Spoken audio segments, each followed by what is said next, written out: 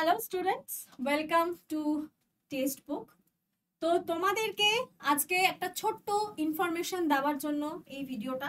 সেটা হচ্ছে তোমরা দেখতেই পাচ্ছ এএনএম এবং জিএনএম, যেটা নার্সিং এর একটা পরীক্ষা থাকে, সেই পরীক্ষা 2025-এ সে সমস্ত পরীক্ষার সিলেবাস, এক্সাম প্যাটার্ন কি হতে পারে এবং এলিজিবিলিটি ক্রাইটেরিয়া কি কি যোগ্যতা থাকলে তুমি এই পরীক্ষাটিতে দিতে পারবে, সেগুলো নিয়ে একটা ছোট্ট আলোচনা করব এবং এতে কেরিয়ার অপরচুনিটিস কি থাকতে পারে সেই বিষয়টা ছোট্ট আলোচনা করব। ঠিক আছে, তো প্রথমে আমরা যেটা দেখে নেব যে পরীক্ষাটা কারা কন্ডাক্ট করছে বা কাদের দ্বারা পরীক্ষাটা নেওয়া হচ্ছে। সবকিছুরই সমস্ত এক্সামের একটা বোর্ড থাকে, সেই বোর্ড সেই পরীক্ষা নিয়ে থাকে। তো এই এএনএম জেএনএম যে পরীক্ষাটা, সেটা কিন্তু West Bengal joint entrance examination board সেই পরীক্ষাটা কন্ডাক্ট করে। তার সাথে সাথে কিন্তু ওয়েস্ট বেঙ্গল যেটা স্টেট নার্সিং কাউন্সিল রয়েছে, তার সাথে সাথে হেলথ ডিপার্টমেন্টও কিন্তু আদার স্টেটও এই এনএম জিএনএম এর পরীক্ষাটা কন্ডাক্ট করে থাকে।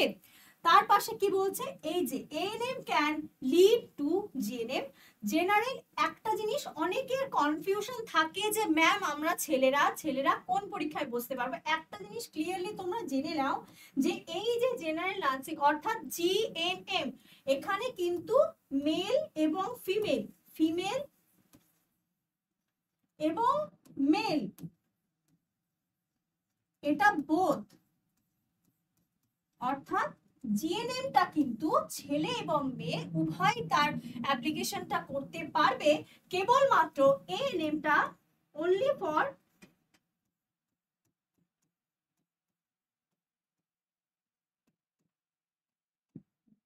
এই নেমটা কিন্তু শুধুমাত্র মেয়েরা অ্যাপ্লাই করতে পারবে। এই কনফিউশনটা আগে তোমরা ক্লিয়ার করে নিও। এবং অবশ্যই এটা হচ্ছে 3 বছরের একটি কোর্স, তোমাদেরকে সেটা করতে হয় এবং তার পরবর্তীতে যে যেরকম জায়গা থেকে যারা গভর্নমেন্টে যাদের র্যাঙ্ক ভালো থাকে সেটা নিয়ে পরবর্তী আলোচনা আমি করছি। তো নেক্সট আমরা দেখে নিই যে কারা কারা প্রপারলি এটার জন্য এলিজেবল। তাকে ইন্ডিয়ান হতে হবে, ইন্ডিয়ান সিটিজেন অবশ্যই। তার সাথে সাথে পার্মানেন্ট রেসিডেন্ট অফ ওয়েস্ট বেঙ্গলের পার্মানেন্ট স্থায়ী বাসিন্দা হতে হবে। এবং এখানে এজটা রয়েছে, মিনিমাম এজ হচ্ছে 17 বছর, কিন্তু এখানে ম্যাক্সিমাম এজ কিন্তু 35, ম্যাক্সিমাম এজ লিমিট কিন্তু 35। আর এই যে এখানে বললাম জেন্ডারে কিন্তু ফিমেল অনলি হচ্ছে এএনএম, এখানে একটু মিলিয়ে নিয়ে তোমরা, এএনএম হচ্ছে ফিমেল অনলি, বাট জিএনএম এর ক্ষেত্রে কিন্তু ফিমেল এবং মেল দুজনেই অ্যাপ্লাই করতে পারবে। আর অবশ্যই past 10+2 or equivalent from any recognized board, অর্থাৎ প্রত্যেককে কিন্তু হায়ার সেকেন্ডারি পাস করতে হবে। সেটা তুমি সায়েন্সের থেকেই হও কিংবা আর্টসের থেকেই হও, সেটা কোনো সমস্যা নেই। আর মিনিমাম মার্কস যেখানে হচ্ছে 40% নাম্বার তোমাদের হাই সেকেন্ডারিতে কিন্তু টোটাল নাম্বারের মধ্যে 40% নাম্বার পেতে হবে এবং ইংলিশ সাবজেক্টটাকে কিন্তু পাস করে থাকতে হবে। এবং স্টুডেন্টসরা এই যে বললাম আর্টস এবং সায়েন্স বোথ স্ট্রিমে কিন্তু তারা অ্যাপ্লাই করতে পারবে। এমন কোনো বাধ্যবাধকতা নেই যে সায়েন্স পড়লে শুধু পারবে।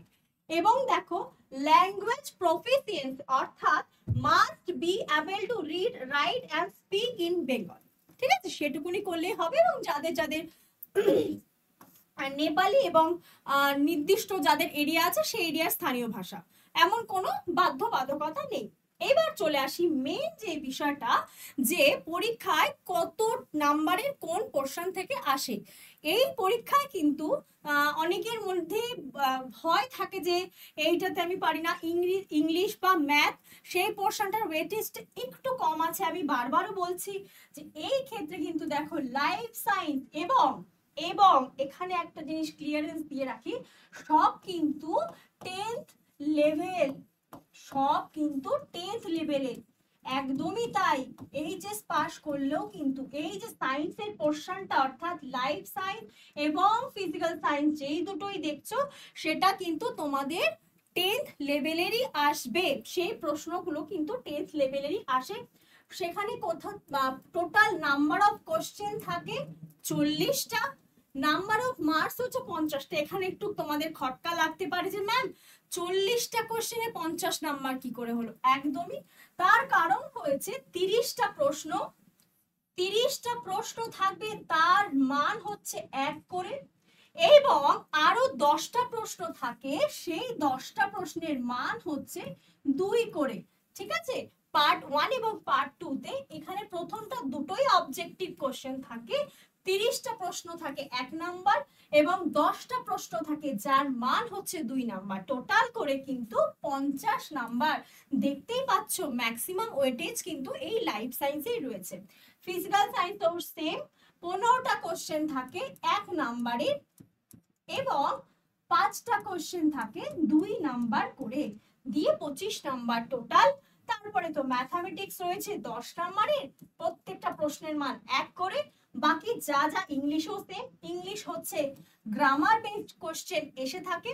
তারপর রয়েছে জেনারেল নলেজ, যেখানে তোমাদের সেই জেনারেল নলেজে history, polity, geography, environmental science সমস্ত জায়গা থেকে কিন্তু মিলিয়ে মিশিয়ে থাকে, স্ট্যাটিক পোর্শনও আসতে পারে। সেই জেনারেল নলেজ থাকছে তোমাদের 10 নাম্বারের, এবং সবার লাস্টে হচ্ছে লজিক্যাল রিজনিং, একদম ইজি থাকে, কোনো টাফ থাকে না, সেই লজিক্যাল রিজনিং থাকে কিন্তু 5 নাম্বারে। তাহলে টোটাল দেখতে পাচ্ছ এই হচ্ছে কোশ্চেনের সংখ্যা, এবং তার সাথে সাথে কোন পোর্শনে কত নাম্বার সেটা কিন্তু দেওয়া রয়েছে।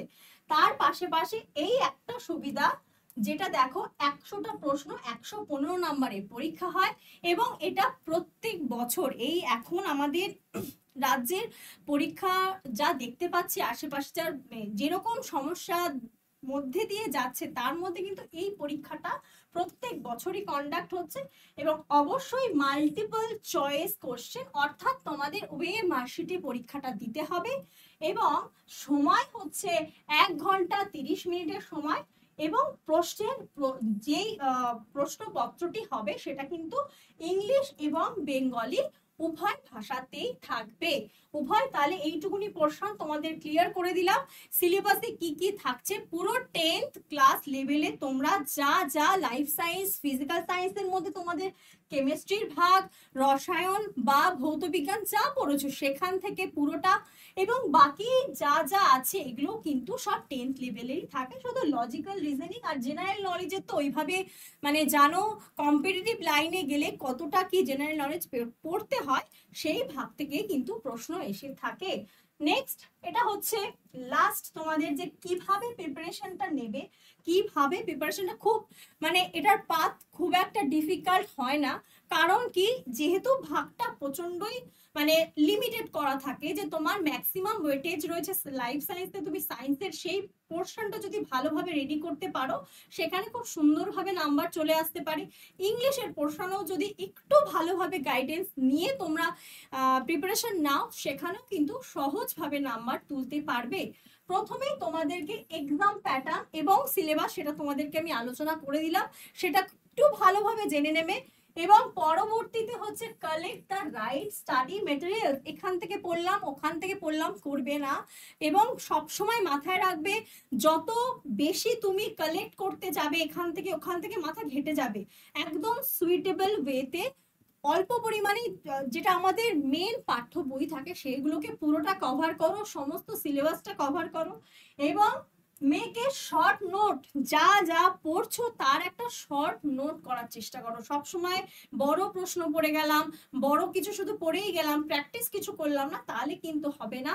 নিজের পড়ার সুবিধার্থে একটা শর্ট কিছু নোট তৈরি করো, তার সাথে সাথে অবশ্যই এমসিকিউ এবং প্রিভিয়াস ইয়ার কোশ্চেন, অর্থাৎ বিগত এখন যদি 2025 আমরা দেখি, 2021, 22, 23, 24 বা 22 থেকে 24 অবধি এই এনএম জিএনএম পরীক্ষায় যা যা প্রশ্নপত্র এসেছে সব কিন্তু তোমাদেরকে প্র্যাকটিস করতে হবে, এবং অবশ্যই রিভাইজ রেগুলারলি, প্রত্যেক দিন কিন্তু সেটাকে রিভিশন করতে হবে। হাতে কিন্তু 2025-এর পরীক্ষাটা যদি আমরা দেখে থাকি সময় খুবই অল্প রয়েছে, তো ঝটপট যারা মনে করছো যে এবছর আমাকে কোনো না কোনো পরীক্ষায় কিন্তু পাশ করে চাকরিটা আনতেই হবে, সেই সমস্ত ভাই বোনদের উদ্দেশ্যেই বলবো যে এই পরীক্ষাটাকেও একটা কেরিয়ার অপশন হিসেবে তোমরা বাঁচতে পারো।